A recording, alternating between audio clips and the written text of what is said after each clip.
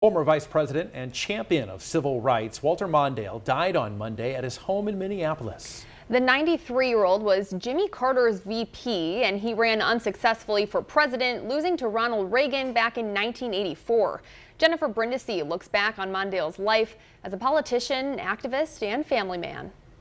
A son of a minister of modest means, Walter Fritz Mondale did more for the role of vice presidency than most people realize. From his role as a senator representing Minnesota for 12 years, an activist for fair housing, civil rights, and health care, in many ways he was ahead of his time, becoming VP to Jimmy Carter, transforming the role of vice president to one as a general partner to the president. That was Biden always said about himself with President Obama, I wanted to be the last person in the room.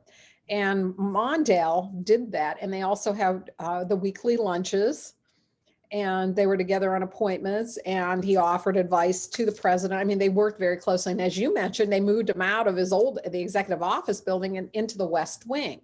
And that still exists to this day. He also was the first presidential nominee of either party to select a woman, Geraldine Ferraro, as his running mate. Even though they lost in 1984 to Reagan, Mondale continued his public service, eventually serving as President Clinton's ambassador to Japan. He taught law, wrote, and always considered himself a progressive.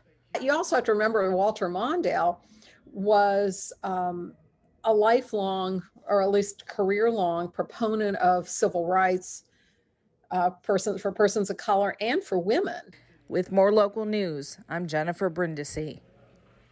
Mondale's wife Joan and daughter Eleanor preceded him in death. He has 2 living sons. To hear the entire interview with the YSU professor, check out our 21 News podcast. Just head to our app or WFMJ.com.